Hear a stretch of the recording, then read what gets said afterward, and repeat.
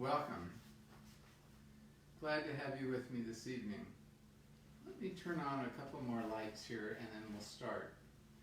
It's really good to have you here again. We're going to read a new chapter of The Horse and His Boy, and I'm going to talk a little bit about the day, things that you can do while you're trapped at home, as we say.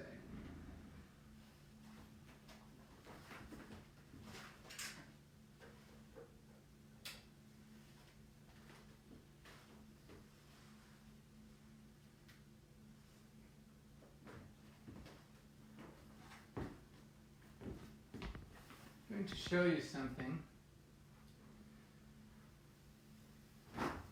It's hard to find flowers, but there's a field behind my house, and there's I'm not sure what this is. It must be a type of hydrangea, like a snowball bush. It just seems so fresh and spring-like and wonderful, and the trees are just beginning to come out.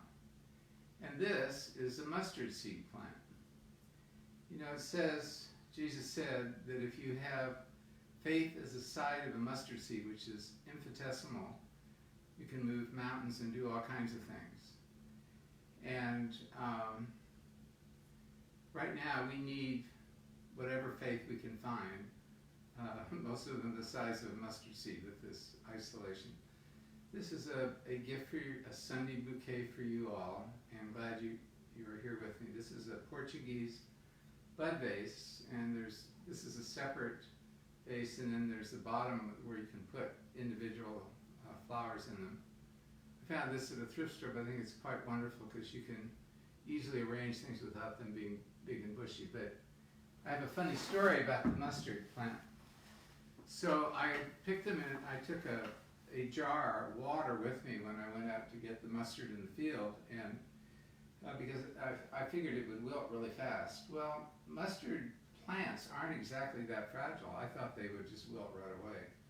So I kept them in water. So I made a huge arrangement in the kitchen, which I may show you tomorrow night, with a 70s Scandinavian hilarious pot. It looks like a Picasso, a man's face, or a woman's face, or somebody's face with the nose like a clown, and the top like a hat, a medieval hat, and there are flowers coming out of it. Well, anyway, this mustard, there was a lot of mustard, and so I cut some to put in the bouquet, and I was really thirsty last night. I get really thirsty in this kind of weather, and it was the jar that looked like my water jar that I drink out of. I usually drink out of a canning jar. It was pure and clean. I drank some of the water and it tasted like mustard, and I thought, what? Or mustard greens? And then I realized it was the pot I put flowers in. I've been inside the house too long. Tonight, I'm making the best of it. I'm drinking Pellegrino. It's just so warm here. It's been cool up until this afternoon, and I've got a small fire in the fireplace. It isn't roaring as we usually have. But Pellegrino is my favorite drink in the summer. You can mix it with wine, with white wine, and some ice if you want. The other thing that's really good is put a lemon or lime in it, which all of you know. But being in quarantine, I don't have either one of those. The best thing is a little bit of bitters in Pellegrino. It's quite good and good for your digestion. Unfortunately, I don't have indigestion, and I don't have any bitters, so I'm just having Pellegrino tonight and enjoying it. And I'm so glad that you're all here. I have a little thing I showed the kids this afternoon, which I'll show you at the end, and just talk a little bit again about where we are in our quarantine. Thank you for letting me take a drink. We're now in chapter 10. It's called The Hermit of the Southern March. As you remember, they'd gone across the desert, and they're there. And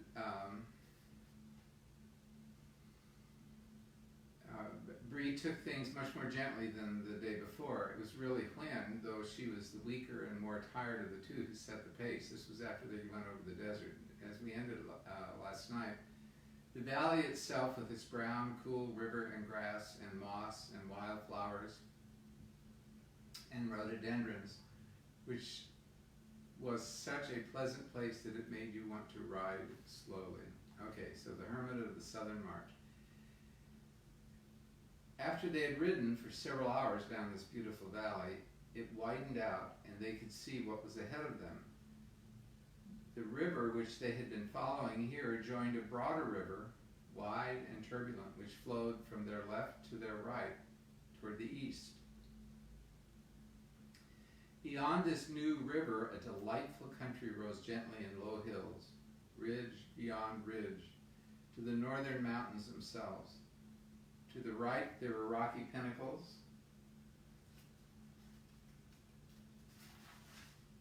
one or two of them with snow clinging to the ledges. To the left, pine-clad slopes, frowning cliffs, narrow gorges, and blue peaks stretched away as far as the eye could reach. Shasta could no longer make out Mount Pyre. Straight ahead, the mountain range sank into a wooded saddle, which of course must be the pass for Archenland into Narnia. Broo-hoo-hoo, the north, the green north, neighed Bree, and certainly the lower hills looked greener and fresher than anything that Erebus and Shasta, with their southern bred eyes, had ever imagined. Spirits rose as they clattered down to the water's meet of the two rivers. The eastern flowing river, which was pouring from the higher mountains to the western end of the range, was far too swift and too broken, with rapids for them to think of swimming it. But after some casting about, up and down the bank, they found a place shallow enough to wade. The roar and clatter of water, the great swirl against the horses' fetlocks, the cool, stirring air, and the darting dragonflies filled Shasta with strange excitement. Sounds pretty cool, doesn't it? Friends, we are in Archenland, said Bree proudly as he splashed and churned his way out on the northern bank. I think that river we've just crossed is called Winding Arrow. I hope we're in time, murmured Quinn. Then they began going up, slowly and zigging-zagging a good deal, for the hills were steep. It was all open park-like country with no roads or houses in sight. Scattered trees, never thick enough to be a forest, were everywhere. Shasta, who had lived all his life in an almost treeless grassland, had never seen so many or so many kinds. If you had been there, you would have probably have known, he didn't, that he was seeing oaks, beeches, silver birches, rowans, and sweet chestnuts. The rabbits scurried away in every direction as they advanced, and presently they saw a whole herd of fallow deer making off among the trees. Isn't it simply glorious, said Erebus. At the first ridge,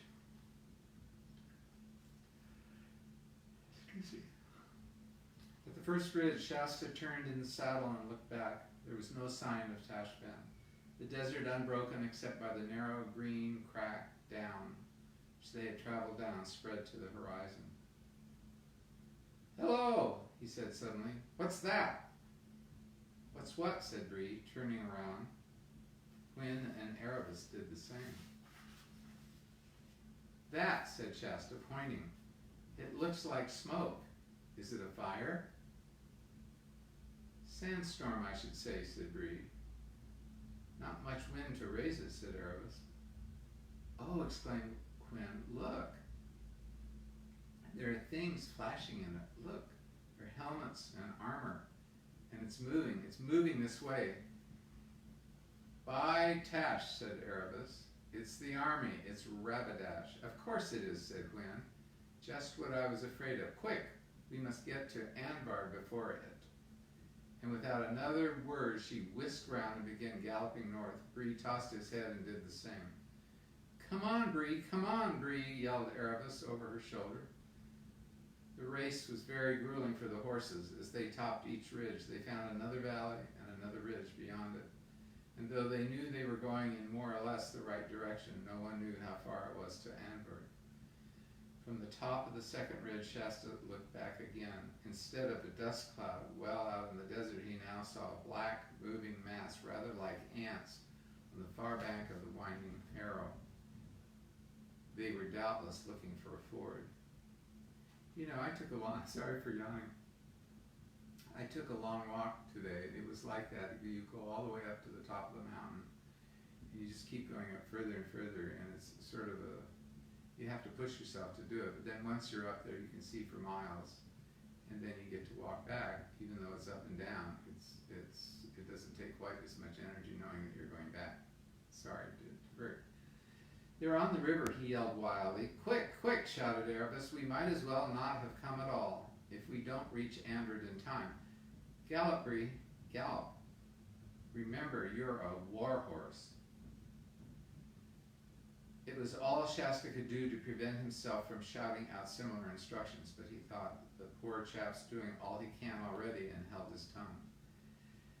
And certainly both horses were doing, if not all they could, all they thought they could, which is not quite the same thing.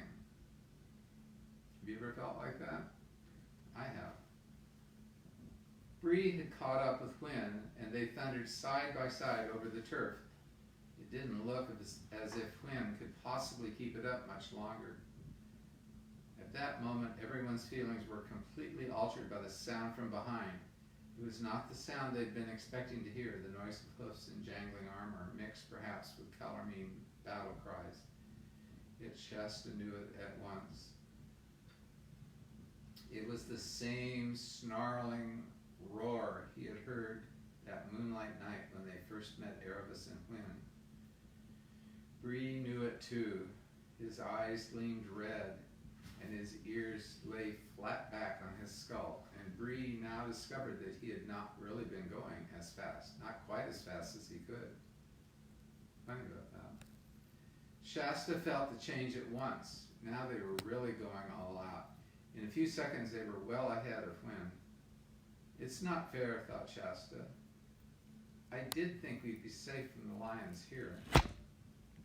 He looked over his shoulder. Hold on 1 second. I'm getting a new holder for my iPad. Sorry about that. Something just happened here.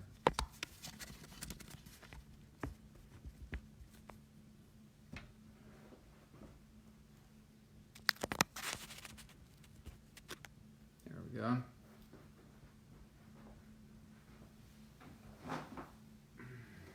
Have one by the middle of the week. So there we go. So he looked over his shoulder. Everything was only too clear. A huge tawny creature, its body low to the ground like a cat, streaking across the lawn to a tree when a strange dog has got into the garden, was behind them. And it was nearer every second and half second. He looked forward again and saw something which he did not take in or even think about. Their way was barred by a smooth green wall about 10 feet high. That's pretty high, because most people, at the most, are 6 feet or a little bit over. So it's double the size of most people.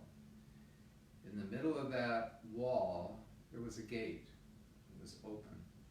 In the middle of the gateway stood a tall man, dressed down to his bare feet in a robe colored like autumn leaves, leaning on a straight staff. His beard fell almost to his knees. That's a pretty long beard. That would be way down here on me.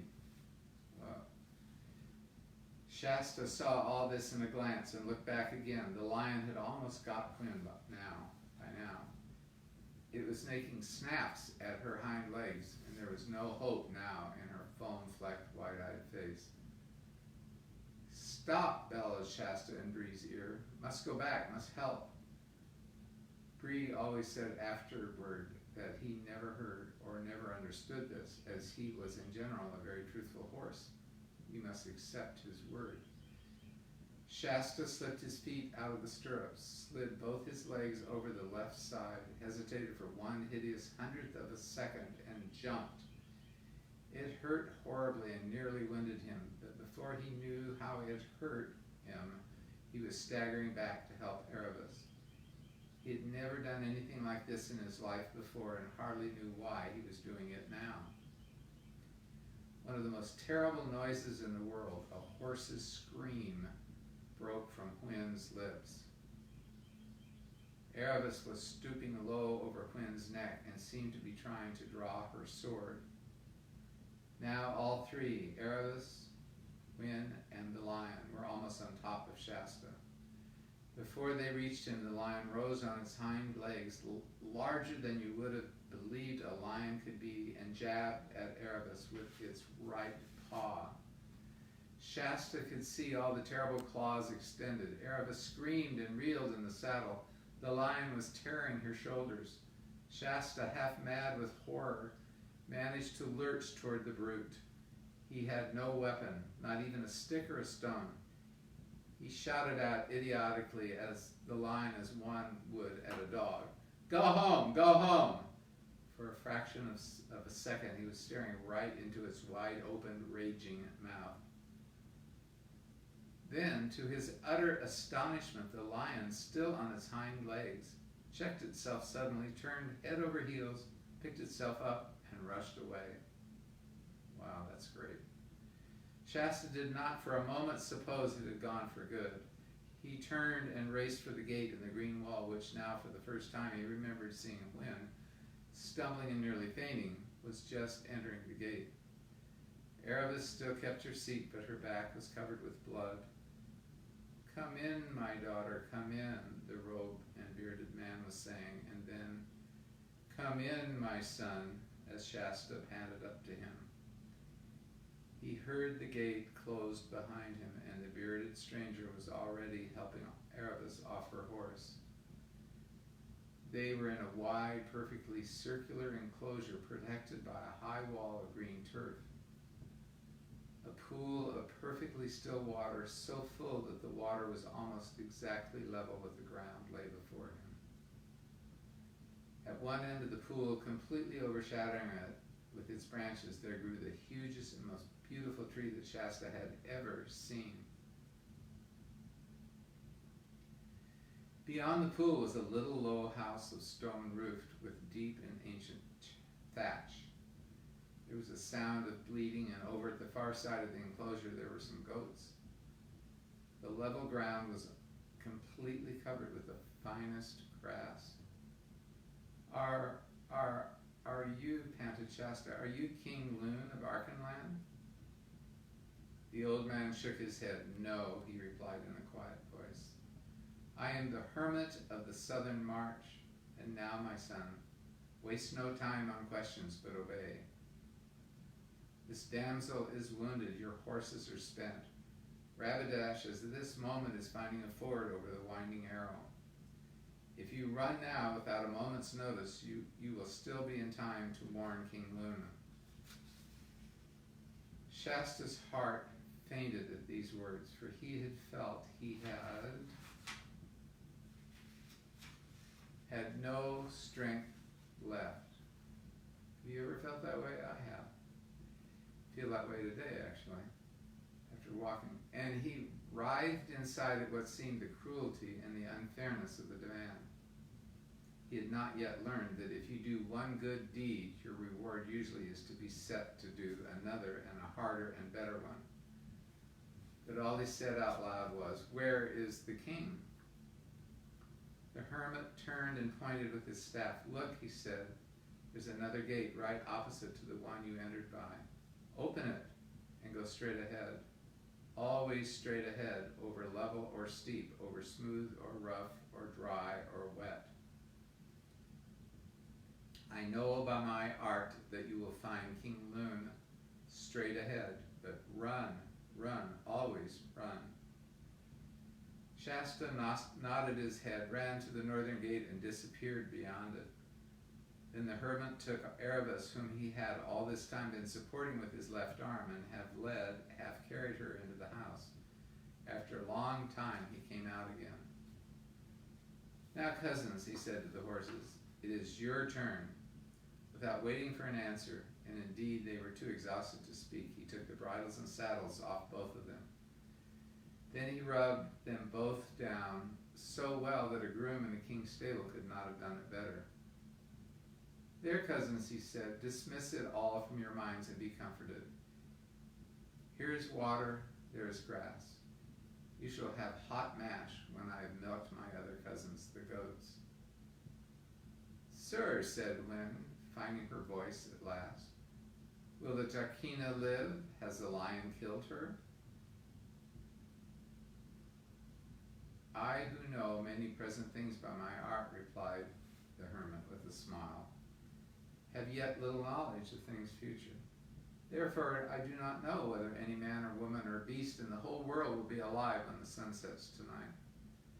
But be of good hope, the damsel is likely to live as long as any of her age. When Erebus came to herself, she found that she was lying on her face on a low bed of extraordinary softness in a cool, bare room with walls of undressed stone. She couldn't understand why she'd been laid on her face, but when she tried to turn and felt the hot, burning pains all over her back, she remembered and realized why. She couldn't understand what delightfully springy stuff the bed was made of because it was made of heather, which is the best bedding. And heather was a thing that she'd never seen or heard of. How about that? You know, when I was a little kid, I loved my bed, and the wall next to my bed was stucco, so it was kind of rough. My bed was nice and warm and cozy, but I loved to feel the texture of the plaster because it was like stone and it was always really cool to the touch. It was just so nice to touch. It's fun to touch, isn't it? It's hard without our being able to hug and touch other people. The door opened and the hermit entered carrying a large wooden bowl in his hand. After carefully setting this down, he came to the bedside and asked, how do you find yourself, my daughter? My back is very sore, father, said Erebus, but there's nothing else wrong with me. He knelt beside her, laid his hand on her forehead, and felt her pulse. There is no fever, he said. You will do well. Indeed, there's no reason why you should not get up tomorrow. But now drink this. She didn't have the virus. He fetched a wooden bowl and held it to her lips. Erebus couldn't help making a face when she tasted it, for goat's milk is rather a shock when you're not used to it. I used to have to drink goat's milk. It is pretty bad. She was very thirsty and managed to drink it all and felt better after she had finished. Now, my daughter, you may sleep when you wish, said the hermit. For your wounds are washed and dressed, and though they smart, they are no more serious than if they had been cuts of a whip. It must have been a very strange lion, for instead of catching you out of the saddle and getting his teeth into you, he has only drawn his claws across your back. 10 scratches, sore but not deep or dangerous. I say, said Erebus, I have had luck. Daughter, said the hermit, I have now lived 109 winters in this world, and have never yet met any such thing as luck. There is something about all this I do not understand, but if we ever need to know it, you may be sure that we shall. What about Rabadash and his 200 horse? Asked Erebus. They will not pass this way, I think, said the hermit. They must have found a ford by now, well to the east of us. From there they will try to ride straight to Anbard. Horse, Shasta, said Erebus. Has he far to go? Will he get there first? There is good hope of it, said the old man. Erebus lay down again on her side this time and said, have I been asleep for a long time? It seems to be getting dark. The hermit was looking out of the only window which faced north. This is not the darkness of the night, he said presently. The clouds are falling down from Stoneness Head. Our foul weather always comes from there in these parts. There will be thick fog tonight. Oh dear. Next day, except for her sore back, Erebus felt so well that after breakfast, which was porridge and cream, the hermit said she could get up. And of course, she at once went out to speak to the horses. The weather had changed, and the whole of that green enclosure was filled like a great green cup with sunlight. It was a very peaceful place, lonely and quiet. Wynn at once trotted across to Erebus and gave her a horse kiss. You ever had a horse kiss? Their tongues are scratchy. I like to feed them carrots. It's a lot of fun. In fact, we have a farm market down here every weekend. There's like a large potato sack of carrots for horses. You can buy a sack this high and about this wide, all of big carrots to feed the horses. I'm going to repeat it. Next day, except for a sore back, Eris felt so well that after breakfast, which was porridge and cream. Have any of you ever had porridge and cream, say in Ireland or England? It's amazing. When Twyla and I we were expecting Rachel, we went to Ireland. And we were in Northern Ireland and went to a Presbyterian church. And it turned out that church had planted a church on the eastern shore of Maryland. And we were like celebrities because the Presbyterian church we went to in D.C. wasn't very far from the one they planted in the 18th century. We got back to our B&B. She was a member of the church. She had the most amazing scones, cookies, and the most amazing porridge with cream I have ever eaten. The cream was like liquid yogurt, but it was real cream, heavy cream. And the porridge was like velvet. It was so amazing. The only other porridge I've had like that was porridge made by my friend's Scottish relatives. They know how to do it. Quaker Oats is good, but it isn't the same. Winston once trotted to Erebus and gave her a horse kiss. But where's Bree, said Erebus, when each had asked after her other's help and sleep. Oh, we're there, said Wynn, pointing with her nose to the far side of the circle. And I wish you'd come and talk to him. There's something wrong. I can't get a word out of him. They scrolled across and found Bree lying with his face toward the wall, and though he must have heard them coming, he never turned his head or spoke a word. Good morning, Bree, said Erebus. How are you this morning? Bree muttered something that no one could hear. The hermit says that Shasta probably got to King Loon in time, continued Erebus. So it looks as if all our troubles are over. Narnia at last, Bree. I shall never see Narnia, said Bree in a low voice. Aren't you well, dear? Hey, no, Punky, get away from those flowers. She likes the flowers better than my lap. She wants to eat them. Put them right here and finish. Sorry, guys. Aren't you well, Bree, dear, said Erebus. Bree turned round at last, his face mournful, as only a horse's face can be. I shall go back to Colorman, he said. What, said Erebus, back to slavery? Yes, said Bree, slavery is all I'm fit for. How can I ever show my face among the free horses of Narnia? I who left a mare and a girl and a boy to be eaten by lions while I galloped all I could to save my own wretched skin.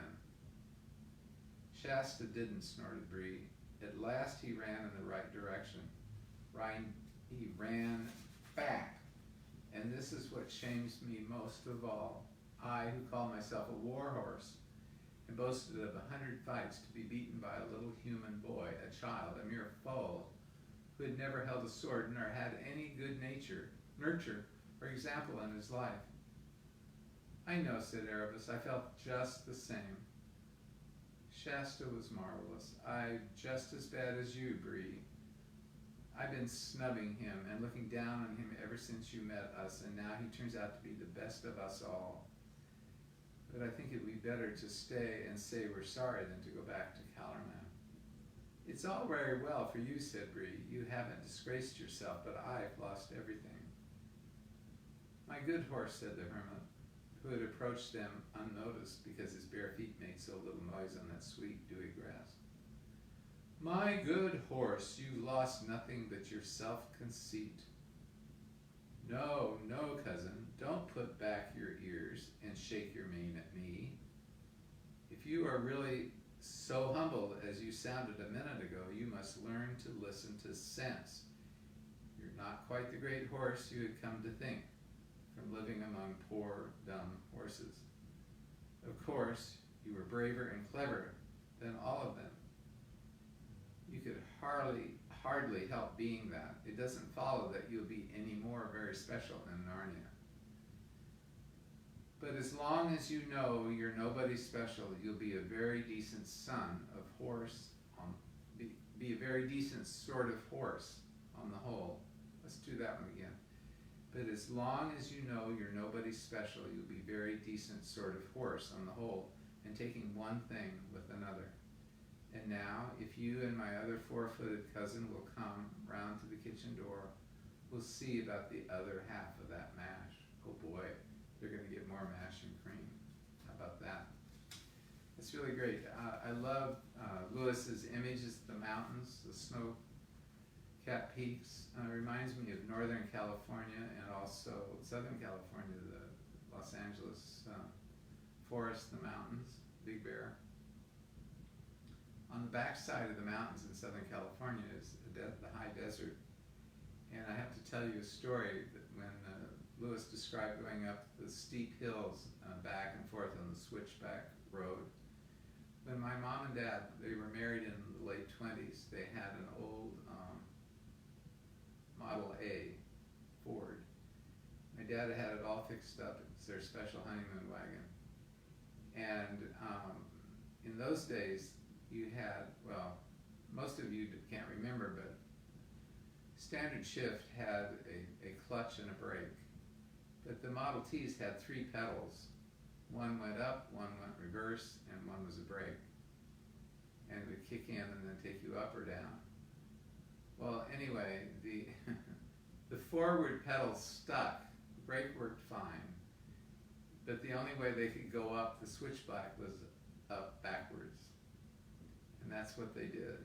They went from their first night in a hotel up to Big Bear Mountain, where they had log houses and cabins, and it was so cold the first night my dad it was heated by wood stove, and they almost caught the cabin on fire. It got so hot because they were so cold. Anyway, I just love the detail that Lewis describes, and if any of you have been to England, when he describes the little green valleys and the creeks and the walkabouts, like the little walking paths in England, in the Cotswolds, very much like that. If I can find it, I'll bring out, there's a teapot I have that looks like a thatched cottage. It's quite fun, and it's from the 30s. It's exactly when this time frame is described. Tomorrow we will talk about chapter 11, the unwelcome fellow traveler. I wonder who that is. So last night I told you boys and girls, and you moms and pops, to go look for funny things to give to someone in need.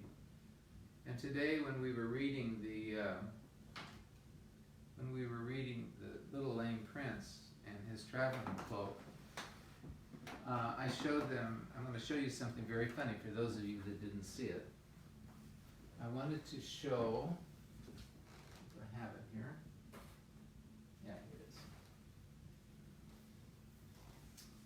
This is from about 1877, somewhere in there. It was probably my grandmother's, or it may have been a baby's cap, or it could have been a maid's cap. Not sure what it is. But this is what a lot of people wore and babies wore.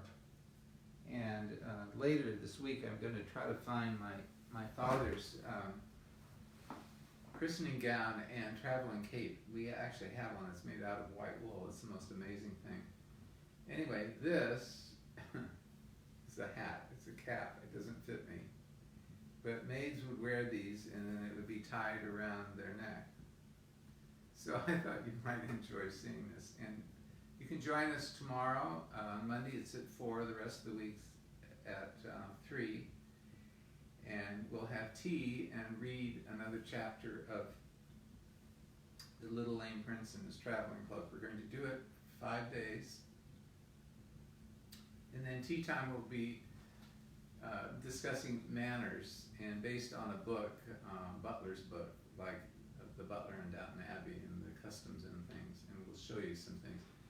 I want you to leave with this. And gentlemen in the 19th century had all kinds of interesting canes. This is a Japanese cane, and some of them even included a pistol in the handle. This is a sword. How about that? This is a Chinese sword. It's made in Taiwan, just in case you want to know. It's a real sword, and it even has an edge. I don't think you could, you could. It's fairly sharp, actually. Anyway, it's a hidden sword. There used to be all kinds of interesting walking sticks with hidden things. I have one that a really dear friend gave me as a pool cue inside, and I'll try to show you that one night. So these are little show and tell, but again, I want to encourage you to go find funny things, and like this thing that lights up, any kind of thing that's fun.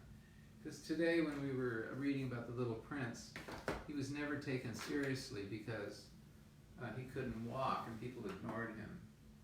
And one of the things in the book, and it's a Victorian book, talked about the Little Prince, because he was so sweet, he didn't, it commented that little babies didn't even want to talk to their mothers. His mother died when he was christened. And that's not true. And there are people who are living at home. There may be a new mother that's isolated in her home without help, a single mother. There may be a child. There may be a nurse in the hospital. There could be all kinds of people that you can help and reach out to. So be creative and find things to do to love your neighbor and to help us get through this. This now is the worst part. As I mentioned today, most psychiatrists say that this is about the time when you start falling apart. It's like PTSD. You can maintain it for about a month, and then it starts getting to you. It's gotten to me today, so I took a long walk, and it's helped a bit, but I think it's so important. That's why I showed you the mustard seed. We need to have seeds of hope, no matter where they might be. Any kind of little seed that plants hope. Because I think all of us, our careers are on hold, our families are separated, we can't see each other, we can't hug or touch, we can't see our friends, we can talk to them online, and I love being in touch online, but it's still not the same. So this is when everything gets kind of real, and you begin to realize that nothing will be the same. As I mentioned last night, I called to see if I could get some German food from this German restaurant with a German table. I had to go over to get some drugs at Walgreens.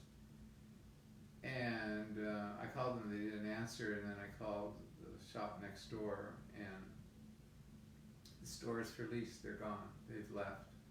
So people, small businesses especially, folks, who've been on the edge, this has just put a lot of people over the top. So when we get back to not wearing masks and being able to move around somewhat freely, it's not going to be the same. A lot of our favorite things are going to be different, and some of the people we love will not be here.